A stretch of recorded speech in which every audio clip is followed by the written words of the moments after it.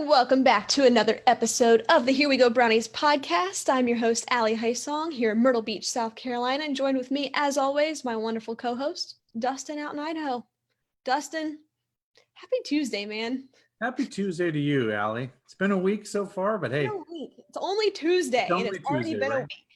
We need another 4-day week, like we had with Memorial Day or something, I think. I'm telling you. How are things out there in good old Boise for you? Good. Other than me having a little bit of a corona scare, being at a place where I tried to go out and have an enjoyable time with one of my clients, and they said, oh, there's 10 positive corona cases here in Idaho, and you just happen to be at that place, so you might want to go get tested. So Friday I I stayed working from home, and then the test came back, thank God, negative. But yeah, I think we're going to see these spikes here and there. Yeah. We'll get into this on the show, how some of these players have tested positive now that they're doing some pretty strenuous testing on the players. But it's a new way of life, unfortunately, I think, for a lot of us until we have a vaccine. So and that's so scary. I mean, thank God you're okay. Thank God nothing came of it. But this is becoming a common reality for so many people, and we're seeing that with Ezekiel Elliott, a lot of the Dallas Cowboys players, Houston Texans. I mean, we'll get into this, guys, but thanks for joining. Dustin's safe. He's healthy out there in Idaho. I'm here in Myrtle Beach, South Carolina. Dustin, how's the weather out there? So we've had the weirdest weather. Like I say, Idaho, about a month and a half ago, we had a 6.4 earthquake up in the mountains. Yeah. We've had the pandemic. We've had riots. And I'm like, and you know what? It's rained every weekend. I've been in the 60s and then in the 80s during the week. And then why does the weather change to the 60s on the weekend when you want to go out and do fun stuff? So I'm like, what is wrong with this world right now? It's a little crazy. It's a little wonky out here. I'll tell you, I'm in Myrtle Beach, South Carolina, which I live at the beach. It's paradise. I mean, it's supposed to be nice. It was 64 and rainy today, which is freezing in my eyes. I live in the South, I'm all about the hot weather, and 64 and rainy. I'm ready to have some chili, some hot chocolate. Well, I don't know. So hopefully, is it supposed to warm up for the weekend though? So you'll have the opposite, right? You'll have a crappy week and then have a nice weekend, right? No, it never works for me that way, especially on the days that I'm off. It's ugly outside, and you know how it goes. It's awful. Yeah. But nonetheless, guys, thanks for joining us for another episode. We have another fun, jam-packed episode for you guys. We're going to go around the league. As always, drop your comments, questions, concerns, anything you've got in the comments. We will get to that live on the program. And we've got another fun segment of Stump the Host. You guys had a ton of fun with that last week, where you basically all stumped us. Well, and we thought we should put some parameters on that, folks. We've got some parameters. We got a random question like how many Browns-backers groups are in the country. Well, that could change from one day to the next. So that was we liked the question, and I came pretty close. I was at least in the range, but we figured going forward, and you can give us some insight. We can stump Ali too. Let's give her 1947. No, I'm just kidding. No, it's not. Let's avoid that at all costs. Right. But no, give us a year, that you think you might want to have fun with us. But we chose to do 2010. Mm-hmm. So, we want to keep it around players, records, what happened that year, what was significant about that year. But of course, we want to have some fun with this. We want to have folks to enjoy it. And, who doesn't like trying to stump a couple people that are Browns fans, or try to be educated Browns fans and then go, I have no idea what that answer is. Come on, stump us. And here's the thing. I have a feeling this is going to be pretty easy for us, or for you guys to stump us. As big as Browns fans as we truly are, maybe we're not up to speed with some of our trivia. So come at us with your 2010 Browns trivia, try to stump us, and we're just going to have a good time. But we're really excited. Lots to get to. Like I said, we'll go around the league, talk a little Jadeveon Clowney, talk a little bit of this, talk a little bit of that. But guys, we hope you're staying safe, staying healthy out there, and keeping positive during these crazy, crazy times. Dustin, I want to give a little shout out. A little shout out here. Our good friend over at McGrew Designs, who makes the most wonderful, handcrafted creations. I love it. She made this mug for us. It's got my name on it. There it is, Ali. We got this really cool brown stripe. Dustin's got a pretty cool one. He made us personal, his and hers mugs, which is super cool. By the way, she does some awesome stuff. We'll just kind of give her a shout out.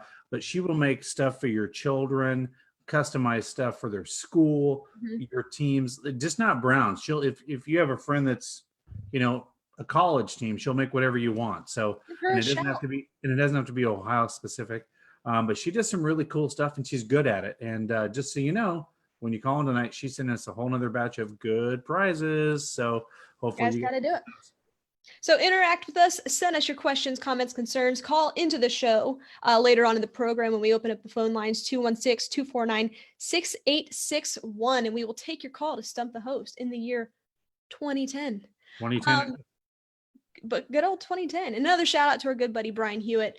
He created some really cool handcrafted designs as well, some bumper stickers, all that good stuff. So interact with us. And guys, if our past winners last week, I am working on getting that stuff out to you. So be patient with us, but we've got some cool stuff coming.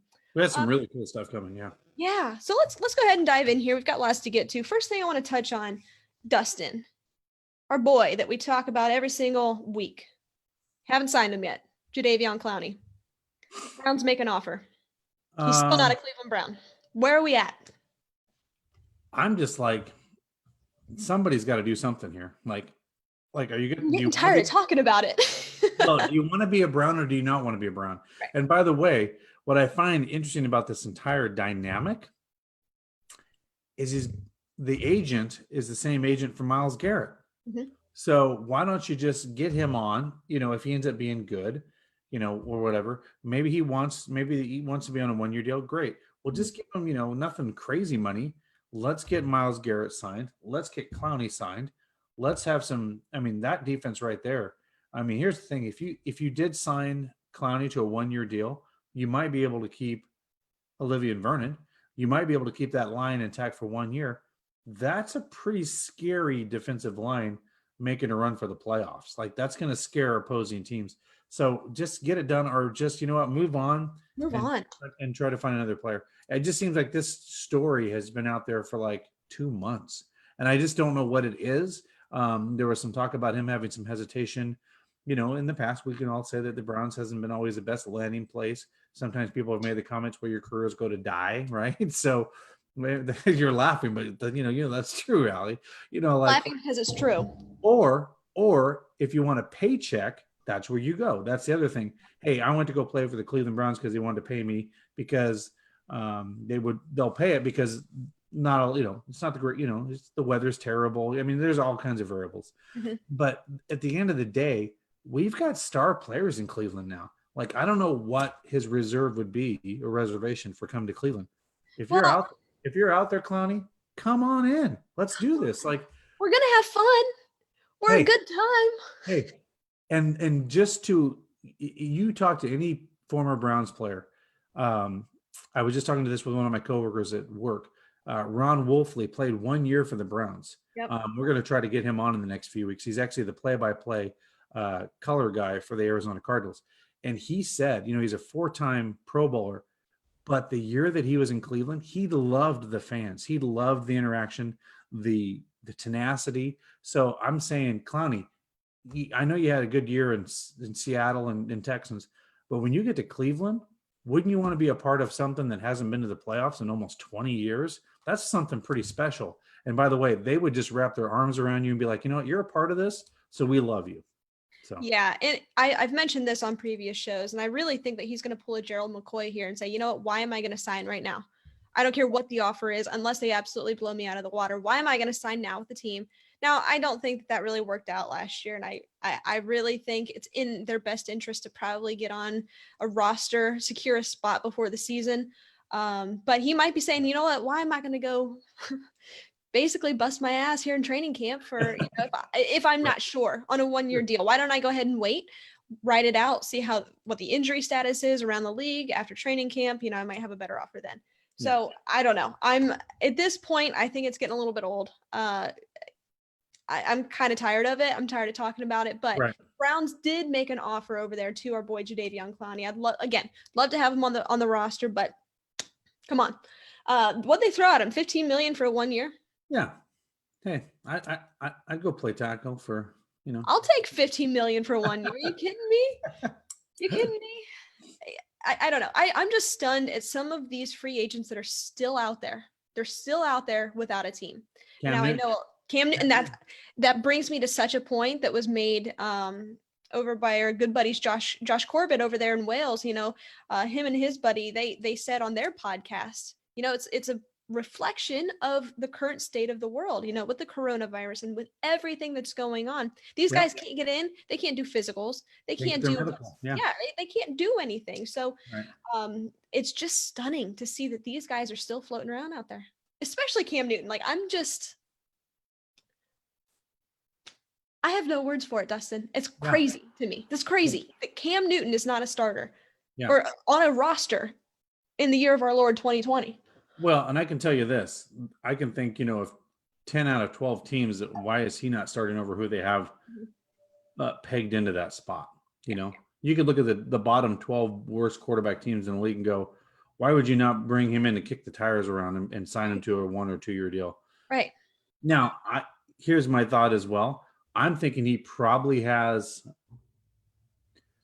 here's the other thing, the cap, right? He may be wanting some, we don't know what his agent's saying, but he may want a certain dollar amount. And these teams may be saying, we aren't going to pay you that amount, right? You're sitting out there in free agents lands, and they can have a little bit of a bidding war, right? Because they can be like, look, nobody's knocking on the door, nobody's signing you, so we're going to offer you this, and I want this.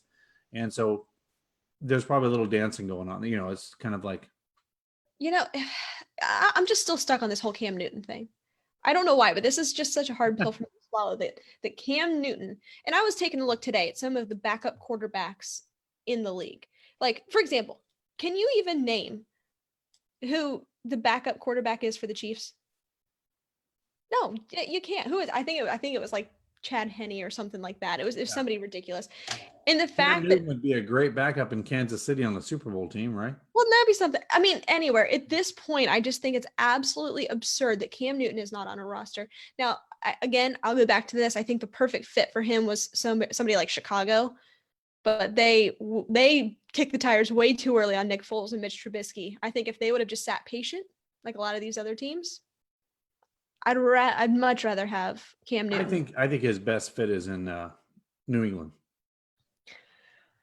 Oh, wouldn't that be something? And same with the Chargers.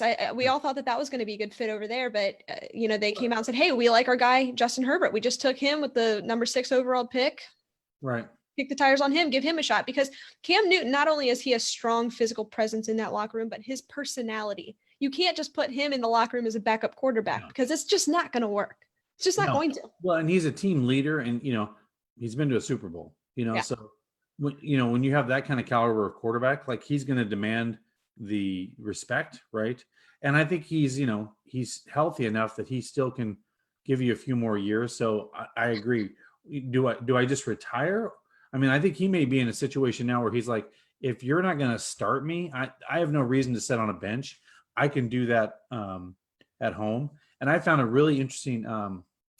Is it Bruce Arians is the coach down in Tampa, right? Yeah. He brought up a really good point about the new quarterback for the Dolphins from Alabama. Yeah, Tua Tagovailoa. Yeah, and so he said, you know what? His attitude basically said, he goes, here's my opinion. That quarterback isn't going to learn anything holding a clipboard on the sidelines. I am a big proponent of getting the guy in there and do some on-the-job training. He goes, because literally game time, action, speed, all that doesn't make up for holding a clipboard. Can you watch and get some tendencies and watch things? But he goes, until they throw you in the fire, you don't know what you have in a quarterback. So he goes, I'm a big fan. If you're all in on that quarterback, just start him. He's your rookie. You know what? Or do you want to wait another year or 2 or 3 and be behind the curve because you waited, right? Or, and you said, well, he's not ready or whatever. Well, he's never going to be ready. I think that's one of the arguments that everybody said with Baker Mayfield. Wait, you drafted this guy at number 1. Why didn't you start him day 1? Why didn't you give him those extra 2 games and have him go through the season? Yeah, did you draft him to sit on the bench, especially at number 1? Why would you draft a quarterback at number 1? Yeah, and then have him compete for the backup role. Hugh Jackson. We won't go down that road there, but that is going to be the case for somebody like a Tua Tagovailoa because they still have Fitzmagic there on their roster, who is a proven quarterback in the league. Is he a starter caliber? No, of course, but or he certainly can be, but Tua Tagovailoa that they just draft 5th overall, they obviously want to give him a shot. And same with the Chargers. They have Tyrod Taylor out there who was great in Cleveland when we had him. He was a good leader. Of course, Baker won that job, and rightfully so. Right. But I think he's going to be a nice transition, kind of be able to bridge the gap there for Justin Herbert. But we're going to see that a lot. But I agree with Arians. Yeah. Let him play. Yeah. Throw him in, coach. Yeah. I don't know. Well, let's go around the league a little more. Obviously, speaking of Cam Newton, saw Cam Newton throwing some passes to OBJ, made a little video, put it out there just to, I think, kind of mess with people like, hey, like me and Cam are hanging out, So what are your initial thoughts on that? Give me your take on it. Because I know it's like a huge subject right now, but what were your thoughts on that video? Here's my thoughts. And I don't know either one of these people personally, but I assume they're friends. There's probably a little bit of love for those two. And I think OBJ saying, look, man, you've got the talent. I think you should be on a roster. Let's put something together and I'll catch some of your balls. Right. And we'll do this cool, fun video that shows that you're game ready. You can throw a rocket to me and all that, to just kind of maybe help spice up, like, why haven't we looked at Cam Newton? I think it's probably more of them getting together saying, hey, I'm going to do a solid for you. I need some training and practice anyway with some drills. We're in the same area. Let's do this. I think that's what it's all about. But it also did exactly what everybody wanted it to do as well. It caused a little bit of, they're probably laughing like, oh, yeah, or the Browns. Yeah. Well, yeah, because it's now people like, oh, are the Browns going to sign, Cam Newton? No, they're not going to sign Cam Newton. But they did that on purpose, I think, to have a little fun. So, what my first thought was, my first takeaway from the video was they both look good. They both look healthy. Yes. And I know that's a big question mark. That was a question mark last year with OBJ. He had that injury the whole season. Same with Jarvis. They were both injury, ridden with injury. Both had 1,000-yard season. So of course they're elite wide receivers. But the same with Cam Newton. I know last year he's battled injury for the past couple of years. And you can't really tell too much from watching a video of him throwing a football. But my first takeaway from it was they both look like they should. Yeah. When I think of Cam Newton, that's what I think he should look like. Well, and I tell you what's going to, I think, happen for a lot of teams that have depth and all-star players this year. And we were talking offline with some of my folks. This is going to be good for the Browns having a limited off season. You aren't going to have injuries. These guys are just going to go out and doing some, some drills and stuff like that. They'll be game ready. Mm-hmm. And you can tell that Baker, I don't know if you saw this, he's been going into all these other rooms and learning all the positions and or listening to all the position rooms. I thought that was really cool. Yes, he should.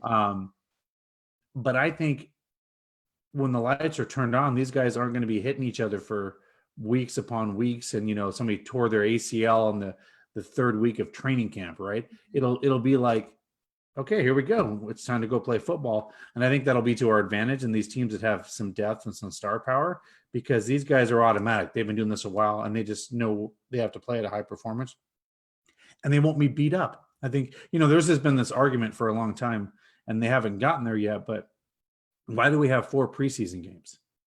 It's just a risk. It's a risk to our players. Why can't we have 2 preseason games and go right into the NFL season? Because, you'll have these players that'll go out, get hurt in a game that means nothing. You're not even playing your starters, or you're in for 3 minutes and you get hurt and you're gone for an entire season. There's such a, high risk, low reward for that kind of thing. And so I understand where the players are coming from. Like, why are we playing these meaningless games that has 20,000 people in the seats? Nobody goes to them because it's just like a dress rehearsal. That's exactly what it is. And I'm glad that you brought that up. I'm obviously a huge proponent of that. I'd much rather kind of avoid that injury, but you bring up a really good point in the sense that, this virtual off season is going to provide a very less than physical aspect of what's going into it. Not as much. It's just going to help their knees, their joints, their everything. Yeah. It's gonna work for them. But the way that I see it too is, if we're looking at it from this perspective last year, where the Browns were last year at this time, all the hype, all the buzz. Oh yeah, and now we're just under the radar. I love it. Flying low. Yeah. Flying low. You don't hear anything. And I think that's the best possible thing that could happen for this team right now. With all the personalities in that locker room, that is probably the best place. Yep. Right under the Lay low. Lay low. You know, Let your actions on the field speak and just keep yep. moving on. Yep. Nathan Zagura on Cleveland Browns Daily today, he put it perfectly. He said, last year everybody that bought in got burnt. And it was kind of that thing that you Right. get bit by the snake, next you're afraid of the lizard. Oh, trust me. And I was that's so true. It's I was so all true. I was all bought in. Uh-huh. This happened. Oh, this was several months ago. Someone was like, "Oh, remember that Sports Illustrated you bought that the Browns are back?" They weren't. No, they weren't. They weren't. And everybody was dogging on us and everything, but I like it that way. I don't want them on the bandwagon. Get Right. off, go root for somebody else. Go root for the Cardinals because right now they're kind of the belle They're, of the ball. The they're, Cardinals are because it's a very similar to what happened to us last year. they're the shiny new car. Yeah, Yeah. because a second-year quarterback that had success in his first year, a big wide receiver Yep. acquisition. I mean, it's kind of similar. Not a rookie head coach, but a Yeah. relatively new head coach. I think it's very, very similar. Buy Yeah. into them. Go Yeah. for it. Jump Yeah, on the I hype agree. train. Get off ours. It's Yep. getting heavy anyways. So Anyways, go ahead. Go ahead, Dustin. yeah, as I say, should we? I think we would be remiss if we didn't talk about our boy Baker making a little Yes. national headline Yep. this week about that. You know what? We have to open our eyes a little bit around the world, and I'm going to take a knee with my teammates, Mm-hmm. and this is why I'm doing it. So I I understand why he's doing it. Like, I think we've kind of moved forward a little bit. So I'd like your take on that, Ali. But I just think where he's coming from with his players, and he's basically the general and he's the CEO of the football team. I think it's interesting that he took that stance and said, no doubt in my mind, I'm here with my entire team. And I just think I've seen so many different things from Baker this year that really impressed me. Mm-hmm. And he was like, if I lose some fans, okay, but you know what? Those aren't the kind of fans I'd want anyway. He was pretty genuine about that. He was like, look, I was kind of in the past, I would be one to make a comment. He never steps down from a fight. He's always had that chip on his shoulder. We want that. That's a competitive edge you want in your quarterback. But, Absolutely. starting from like his tour, doing the Super Bowl interviews till now, it's like he is like a journeyman guy walking in going, I'm going to work. Yep. This is what we got to do. This, horrible thing happened to this, in Minneapolis. And he said, you know what? I'm the leader of this team. People look up to me, right? And so I think he said, look, at the end of the day, I'm the leader of all these men, right? Mm-hmm. And how can I, not I have to make a statement. And if this is, how they feel, well, of course I feel that way because these are my leaders and I'm the leader of this football team. So. You used the word that I'm going to use. It's leadership. And I know that at this time last year, you look at Baker Mayfield and all that went into it, and everybody was saying, he opened his mouth maybe a few times too many, maybe on things that he wasn't properly informed of or whatever, like the Daniel Jones situation. But I think with this, he acknowledges that he has a platform as a white quarterback in the NFL, and he has to, have the backs of his teammates. And he displayed a lot of leadership. He said, it doesn't matter what the fans think of me, because like you said, they're not the fans I want anyways. I'm going to have my team's back. That's what's important here. He didn't pull a Drew Brees and try to make a blanket statement or whatever that's going to appease everybody. But I think by him taking this stand, and I don't think it was out of line. I don't think he did or said anything that should cause too much of an uproar. No. But what he displayed to me was leadership. He said, these are my guys and I've got their back. Well, and he even said, I respect police officers. He even wanted to say, I respect everybody with, of that, that do, our first responders, all that kind of stuff. And he said, but no, I need to your point, I need to show leadership and show that they always have my back no matter what. And I'm there for them. And quite frankly, he's got the backing of the National Football League now. So he doesn't have to hide behind any shield or anything. He's got the support of every other team out there. And I think he feels very confident that when he goes into that locker room, we're going out for a fight and I'm always there for you. Well, and I think if we look at what we had last year, I'm going to say it, Dustin, I'm going to say it. There wasn't that alignment. There wasn't. There was a lot of disconnect. There was a lot of disconnect in the locker room, in the front office, just everywhere. You can blame that on a multitude of things. But I don't see that this year. It seems like everybody's bought into the same goal. They're all headed in the same direction. And I think in a difficult time, difficult situation, Baker he's the leader of this football team. He's the face of the franchise. It's up to him to rally his teammates, have them come together, and really display that leadership and say, hey, you guys are my guys. Let's march together. And I think that you have that buy-in from the locker room. Even Stefanski's on board. Yes, of I mean, course. even all the way up to the head coach. Mm-hmm. So, it's unified, and to your favorite word, alignment. It's right there. I'm Ali Alignment High Song, and I can't stop it.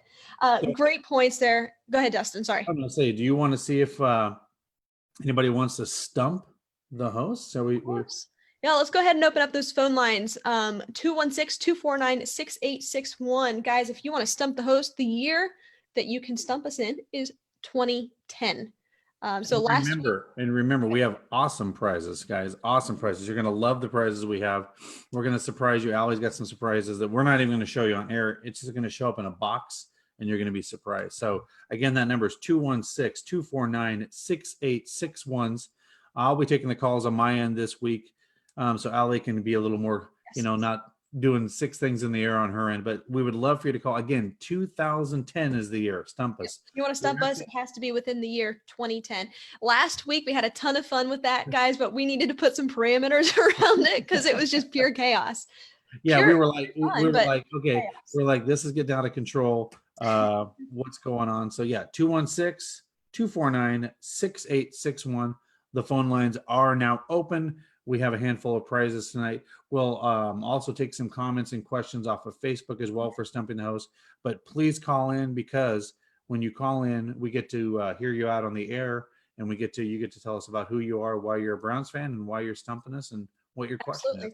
Well, Dustin, while we wait on that call, I'm going to go ahead and take a question from our good buddy Josh Slayball. Sorry if I'm mispronouncing that. Here in the comments, he asks, how major of an impact will Myles Garrett's suspension impact our season? Will it keep us out of the postseason?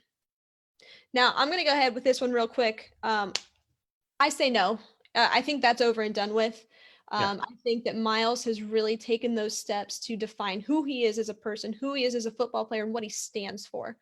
So I don't think that this is, sure, he might have a target, on his back as we go into Pittsburgh, but I think that's going to be the only time. I think he's done everything in his power to avoid having that define who he is going into the 2020 season. So I don't think, I love that question, but I don't think that it's going to have any impact. Maybe with the Pittsburgh game, but outside of that, I don't think so. And I think he may be one of those things that would be, I'm just going to let my football do the talking on the field. Yeah. And he may have a Pro Bowl out of our mind kind of year, because not only does he want to prove that he's a great player, but prove that he can do it on and off the field. And I think he may just say, he likes dinosaurs. He may just be that huge dinosaur that just goes around and stomps on the field and says, hey, you know what? I just got, I don't know how many sacks this season. See, I told you I'd be fine. Let's do this. As we're waiting for those calls, guys, 216-249-6861. Love the question. We've got our first Stump the Host, and this is actually from our friend Josh Corbett. He says it's a little too late for him to call in, so we put it in the comments. So we'll go ahead and count this. Josh, appreciate it. His question for 2010 is, what 2 players went to the Pro Bowl? I think I know it. For the Browns? Yeah, for the Browns in 2010. I know one for sure. I think we may send you something, Josh, but I feel confident. Can I answer the question, Allie? Go for it. I'm going to say Peyton Hillis and Joshua Cribbs. Let me see. I think, no. You were correct on one of those. You're correct on Cribbs. Yeah. The other one was Joe Thomas. Oh. How can you forget it, man? Come on.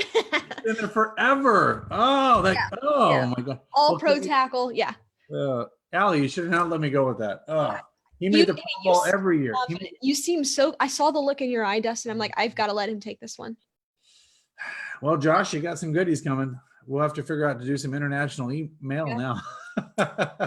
Oh, boy. That's a good one, Josh. Thanks for sending that over. Yeah, you just don't think about Joe Thomas because he made it every year. So it's almost so consistent. He made the Pro Bowl every year. All right, guys, 216-249-6861. Let's get this phone moving. Let's dial in so Allie can. Embarrass me online. Embarrass me live on air. That's what we want. Well, let's let Allie. I'll even give Allie. So here's what we'll do, guys. If you call in right now at 216-249. Oh, we got a call. There it is.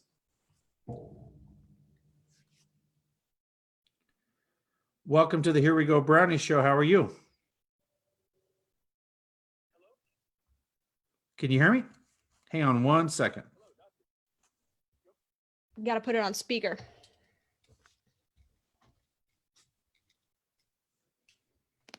Are you there now? Can you hear me?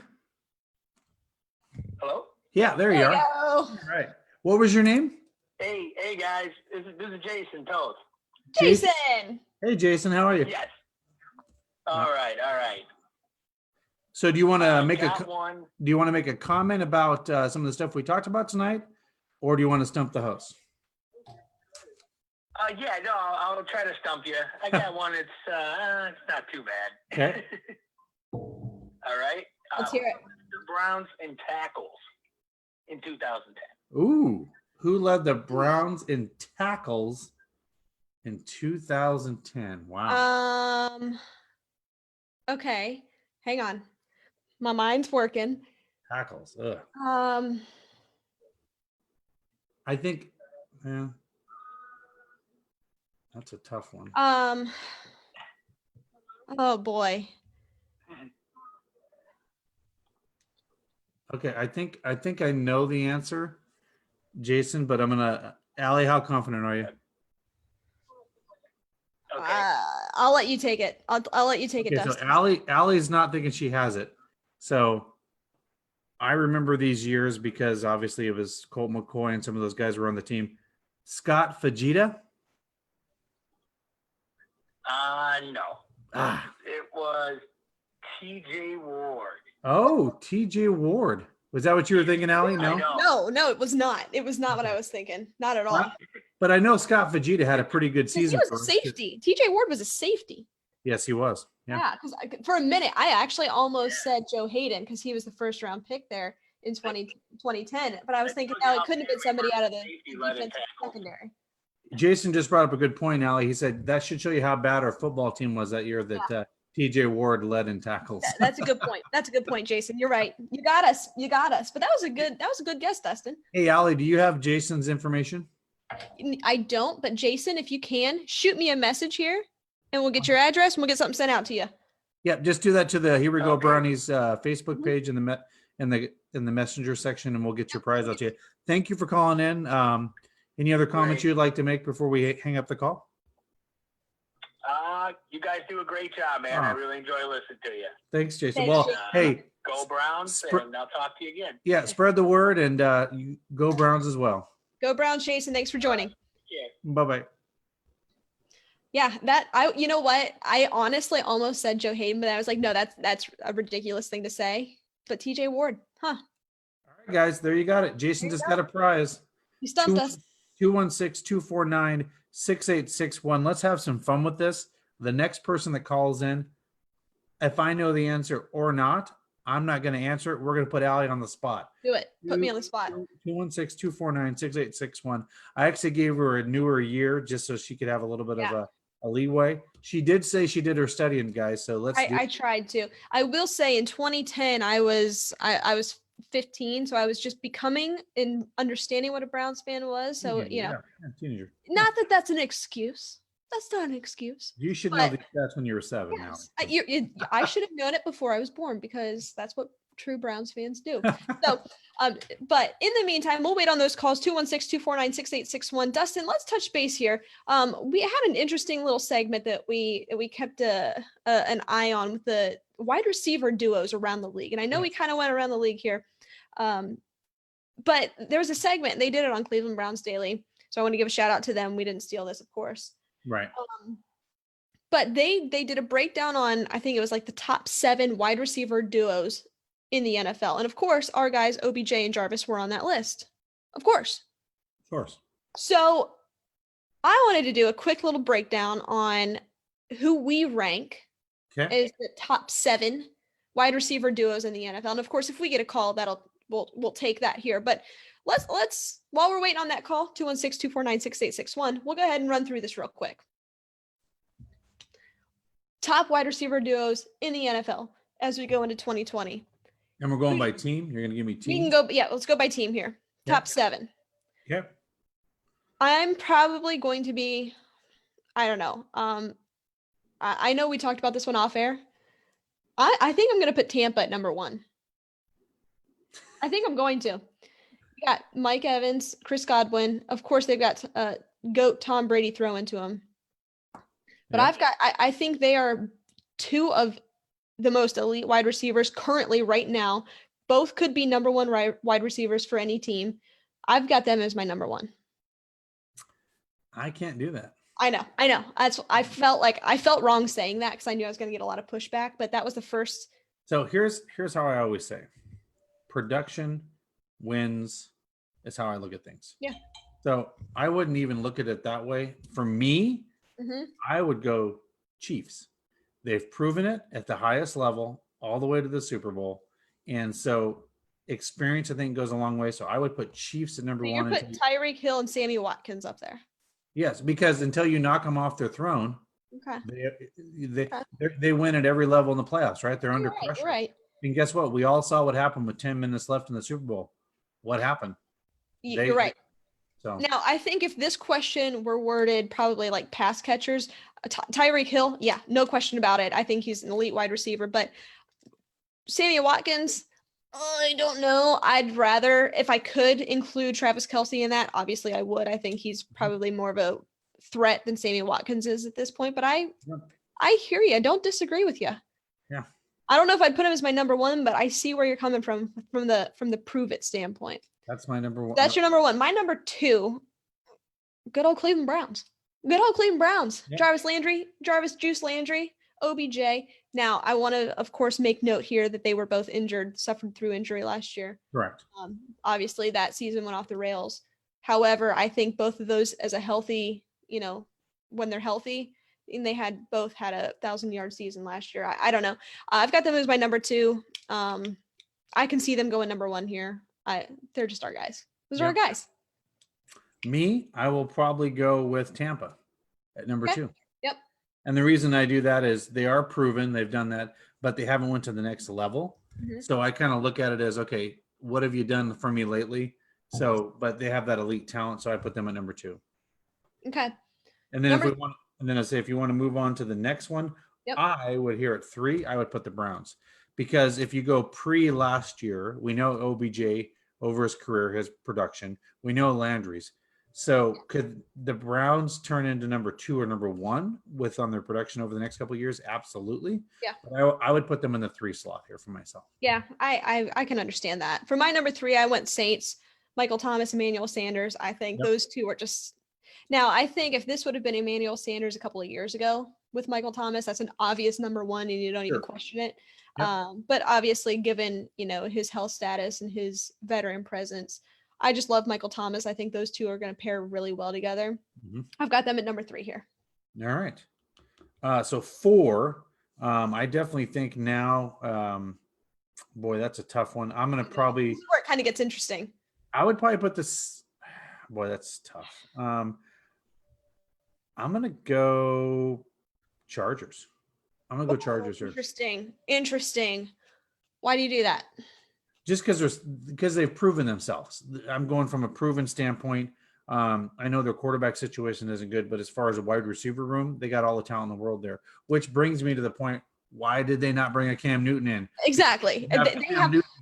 That Chargers roster is electric, especially from an offensive standpoint. With Keenan Allen and Mike Williams. I know Mike Williams has been injured. I have them number 5 on my list. Okay. I completely agree with everything you just said. In my number 4 spot, I went Falcons. No, there you go.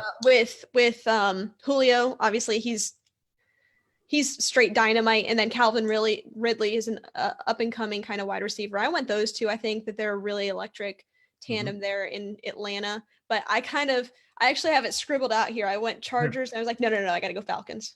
So switch the 2. But yeah, I see where you're coming from. Yep. So what's that put us at? 5? Are we at 5 now? We at 5? Yeah, I think so. Yep. For my 5, I went with the Chiefs here. Oh my gosh. And the only reason, Dustin, isn't, I'm not questioning their ability. I'm really not. I'm just questioning, like I said, if this question wasn't wide receiver duos and it was pass catching duos, Mhm. no question about it. Tyreek Hill and Travis Kelce, I love what they're going to do, especially bringing in a Clyde Edwards-Helaire Yep. in that backfield. I think it's going to be great. But my question marks on Sammy Watkins. I'm just not, I can't put him up a little higher Okay. just because of that. So that's who I have there. And that's for number 5, right? Yes. Okay. So for number 5, I would probably put the Saints in here. This is where I put the Okay. Saints at. All right. Okay.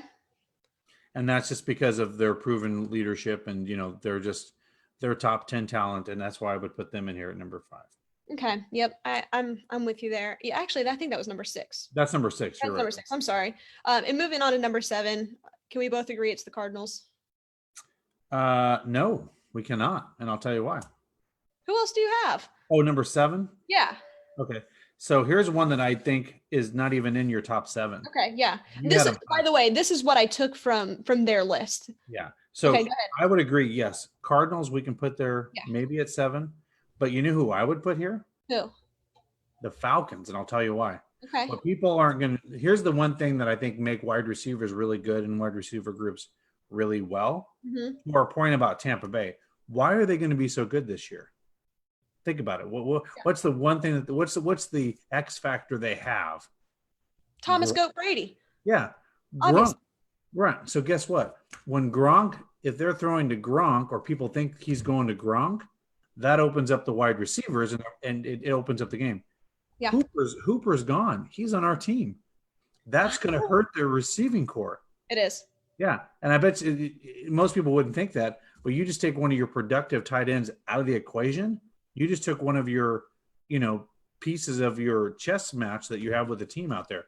So I actually would put maybe the Cardinals here and maybe even the Falcons at 8 because you have taken away one of their key pieces in their offensive juggernaut. Yeah. I mean, that's obviously a huge element to this. But just looking at it from a wide receiver standpoint, I mean, I get it. I've got Cardinals last on my list here. Reason being, I love DeAndre Hopkins. I think he's arguably, he could be the best wide receiver in the league. I love DeAndre Hopkins. I love the guy. I think he's absolutely electric. I just think I would rank them a little bit higher if Larry Fitz, if this was Sure. 5 years ago. Yeah. Oh my God! If this was 5 years ago with prime Larry Fitz and DeAndre Hopkins, I think Fitzgerald's going to play till he's 50. That's what I've decided. yeah. I mean, I love that guy. He's such a class act, and I'm not discounting him. He's probably a first ballot Hall of Famer. I mean, he's amazing. But at this point in his game, it's a little bit. Well, he reminds me a lot of he's made it so long in his career. He's like a Jerry Rice in that standpoint. Yeah. He's trained himself so well that people are good. He's going to stay on a team. He wants to be there. He's like, I mean, you can look at Adrian Peterson. He was productive for years and years and years and years, right? And he's still got chances when running backs have a shelf life of 4 years typically, right? So I think he just shows that his regimen and the way he trains makes him, he tries to keep his level of game there year in and year out. So You're right. I like that. Fun little segment. We'll have to do that more often where we kind of break down little maybe wide receiver, quarterback duos, all that good stuff. All right, so guys, give us a call, 216-249-6861. Stump the host.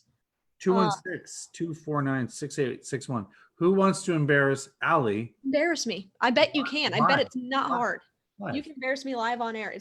It will be easy for you. I promise you that. I promise you it will be easy. And you'll get a prize. Come on. While we're waiting, 216-249-6861. Our boy Roger Dodger, great name by the way.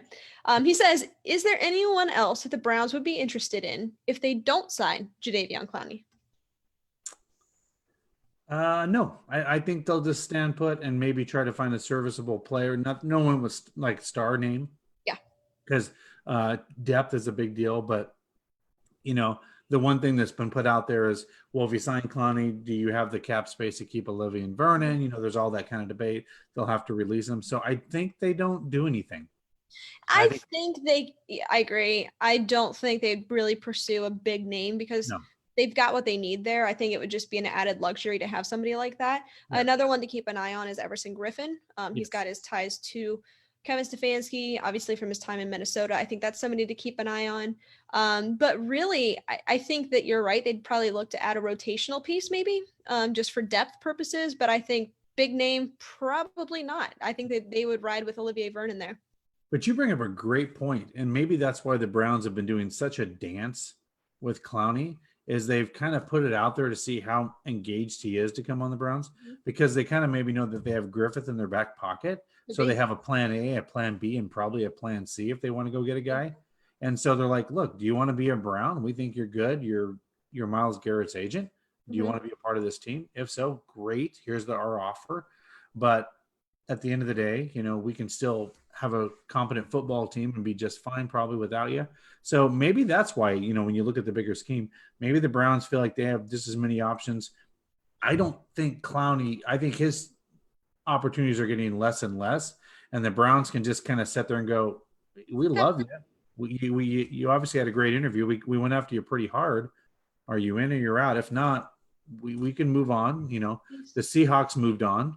Some of these other teams moved on. So I would love to have him, because I personally have a couple friends here that are Seahawks fans, and some of his knocks have been he doesn't get the sacks, right? He's not always the flashy sack guy, but here's the thing that he did tell you. He said to me, he goes, that guy is absolutely disruptive. Yes. He will disrupt and mess up an offensive line and get over there and cause teams havoc. And so, after he obviously was a Browns, the Browns were looking at him, I started looking at some of his college highlights. Mm-hmm. He tackled a guy and knocked a guy's helmet back like 10 yards when he did it. I mean, this guy's a freak. So if he can stay healthy, he would be a great addition. But so if you're out there, Clowney, come to the Browns. Well, here's the thing with it, Dustin. I think, like I mentioned, I think that the Browns are sitting pretty with their defensive line. And again, I'll go through it. You have such an anchor there in the middle. You've got a really great rotational defensive tackle. Yeah. I'm really impressed with what they've been able to do, with Joe Woods has been able to do in free agency, of course, and then in the draft. A lot of players to fit the scheme. But you still have Olivier Vernon, you still have Myles Garrett, you still have Chad Thomas. Like, you've got these guys that can be playmakers, and they will be playmakers given the opportunity. Again, adding somebody like a Jadeveon Clowney is a luxury. It's just an added luxury. It's not something you have to have. He's a great run stopper. Great name to have on the back of a jersey. He's going to be a lot of fun to watch opposite of Myles Garrett. But again, it's not a must-have. Yeah. Well, I use the analogy. You have a really nice house and you have really nice countertops. Do you want granite countertops? We can add them in. But guess what? You have really nice stone countertops. Do you need granite? No. But if you want them, you'll put them in the house because you want it to look nice, and you want to, you want to bring the value of the team up, right? You want to bring the value of the home up. So, so it'll be interesting to see how that all goes down. Anybody, if you want to call in, 216-249-6861. Ali, get some of those folks that are giving us some comments to call the phone number. Yeah, come on, guys, call us. You can literally embarrass me live on air, and I bet it's very easy for you to do. Why wouldn't they? I mean, come on. I like to embarrass you on air, off air. I know, and you do it all the time, and it's fun. It's fun for me. It's fun for me. I'm not going to sit here and act like I know everything, because I don't. Stump the host. Yeah. But lots of good stuff today. I think we're kind of to that weird, awkward point, going into June, where not a lot going on with sports. Obviously, with the coronavirus, that really impacts things. But if even this time last year, just not a ton going on. So it's a lot of fun for us to be able to interact with you guys, with your comments, questions. Call it. Hey, Jason's over here in the comments advocating for people to call in. So thanks, Jason, our boy. Come on, Jason. Jason, come on. Yeah, Jason did it. Jason already called us in, and he stumped us, so he gets something. But everybody else, come on. But this is a lot of fun for us to be able to interact with you and provide that content for you guys, because we just have a good time with it. It's a lot of fun. Ali, you want to put that number in the comments as well, maybe in there? No, I will. 216. Yeah. What is it? 249-6861. That way, if anybody's in there listening or looking in on the comments, they can see that number. But Ali, one thing we might want to touch on is, I had my own little scare with coronavirus this week. Maybe we can talk a little bit how Ezekiel Elliott tested positive for the COVID, and they said undisclosed other Cowboys players and Texans players that made the news. It's kind of going to be weird testing these guys as they come back into camp. And here's the thing that that I think people don't realize with COVID: you can just be walking around asymptomatic, not have any symptoms, and be spreading it. So back to the league with their cautiousness of testing everybody and all that. We brought this up on an earlier game. If they test these guys before a game and they test positive, your star wide receiver may be out of a football game. Your star quarterback could be out of a football game. Yeah, even bigger. Yeah, Patrick Mahomes could be out of a football game. Yeah. Right. Because he tested positive. So I think they're being very careful. They're being very cognizant.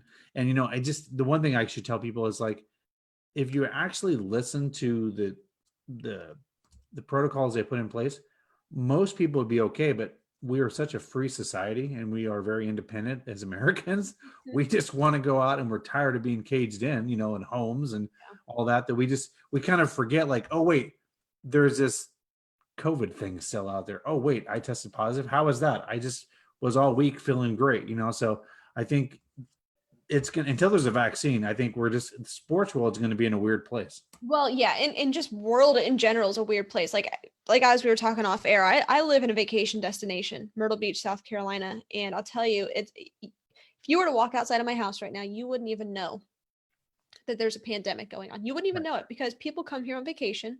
They think that for the week or however long they're here, they can throw everything out the window because they're on vacation and nothing matters. Right. And it's simply not true. Right. It's simply not true. They could be positive for COVID, bringing it from another community, not even know they're sick. And like I told you off air, we're already seeing a second spike here.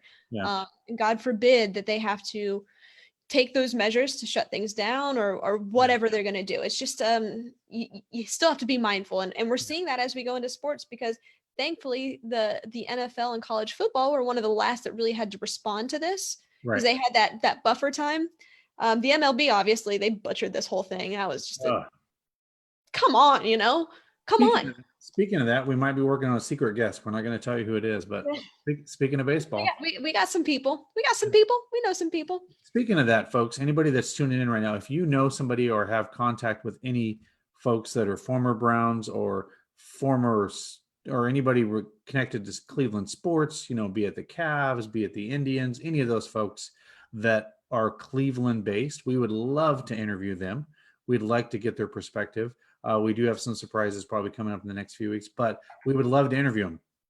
As you know, we all a few weeks ago we had our DJ on from Cleveland, Hazmat. That was fun. That was a lot of fun for us. We love that kind of interaction. And Ali, let's take a little poll out there. Everyone, in the next few weeks, who would like to do a virtual happy hour with Ali and myself via Zoom? We'll get a bunch of people in. We'll do a little bit of just to kind of we're thinking around the 4th of July time. Actually, that's actually not a bad idea. We're right after that would be July, that Tuesday after that, the day we observe 4th of July. We maybe do a virtual happy hour with everybody to kind of let loose, kind of have some positive vibes and see from all of our Browns fans around there. And we'll maybe do a challenge. I'm going to throw this out there, Ali, so I have an idea. We will try to, we'll do it from where I live and where Ali lives. Whoever zooms in the furthest away, those two people will get a prize that they are doing a virtual happy hour with us, because they're doing it from as far away as they possibly can. Yes. And what that I love that idea, Dustin. Thanks for sharing that. What we'll do, guys, is we will, coordinate this, kind of send a Zoom link out. You guys can actually Zoom into the show, kind of basically be sitting here with us. We can all have a drink. We can all have a nice Miller Lite. And, just kind of sit back, talk football. We don't have to have a formal show like we're doing now. Just kind of have a little hangout session and talk football or talk whatever and just have a good time. It can be the Here We Go Brownies 4th of July celebration. I love it. It'll be our kind of vacation of a holiday, celebrating America's birthday, right? And we will, it'll be fun, and our independence. Yep. So we're going to get that scheduled, guys. That's coming. So be on the lookout for that. If you want to join, of course, you'll be invited to our little party, our little virtual happy hour. We'd love to have you guys on and just be able to talk, get to know you guys, and have fun with it. Dustin, we're kind of running a little late here. Yeah. Our phone lines are Yep, we Yeah, can should we see if try we can one get more time? one Yeah. more call. 216-249-6861. We will take one more caller. So if you want to be the last caller, go ahead and call in, stump the host, and then we'll wrap it up here. So I don't know, just so much going on in the world. I think it'll be a good time to sit back with a beer with our friends. I think it'll be fun to actually see some of these people that we then Yep. interact on our threads and stuff like that. Having them hold up, a Budweiser or a Bud Light, like whatever, and enjoy.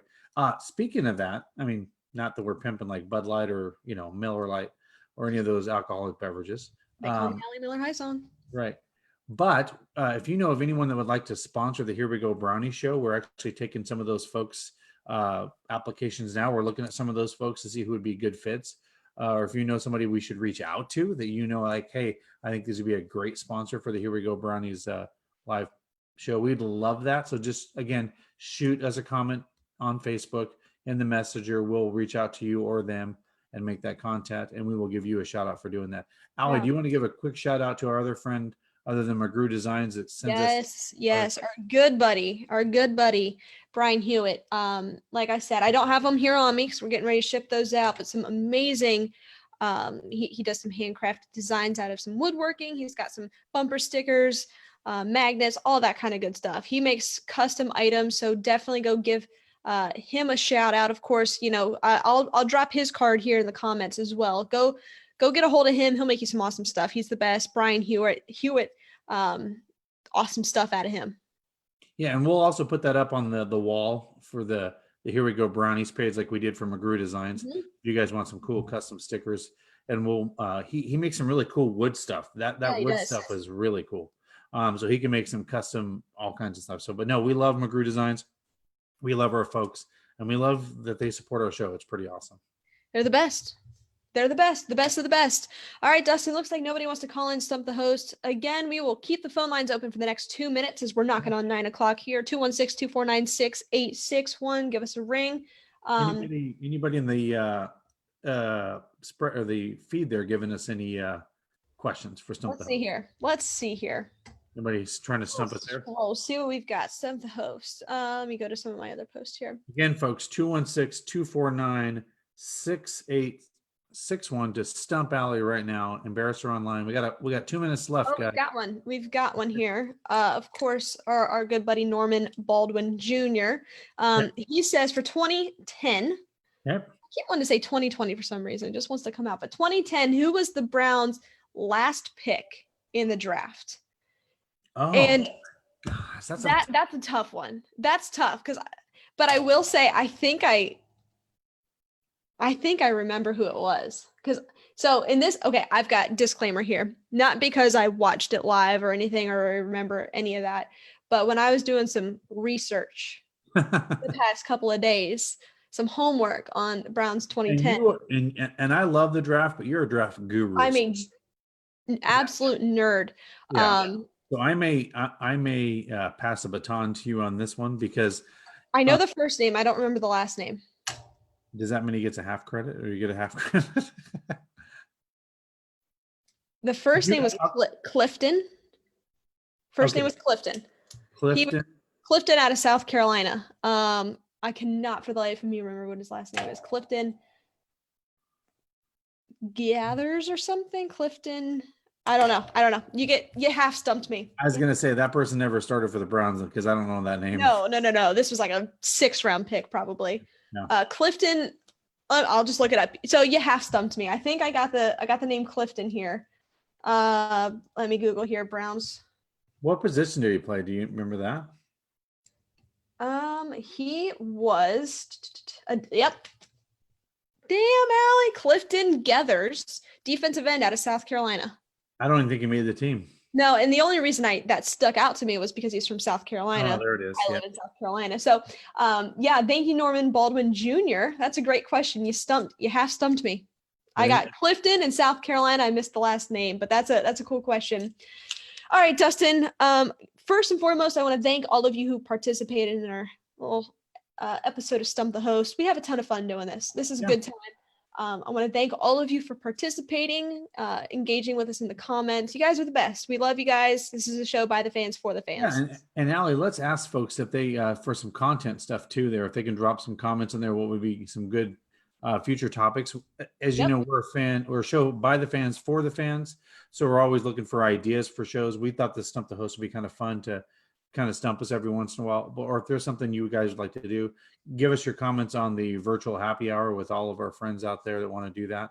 I think that'd be a ton of fun. Absolutely. And get some people I'm excited. I'm pumped for that, to be able to hang out. I will tell you, that could get a little crazy, and we could have like 50 people on our screen doing a little virtual. That'll be fine with me. Yeah, that'd be fun. A beer and we'll have fun with it. Yeah. But outside of that, Dustin, this is a lot of fun for us. Jason, I'll get with you to get your address here. We'll get some stuff sent out to you guys. So as always, thank you guys. Stay safe, stay healthy, and as always, go Browns. Go Browns. Yeah.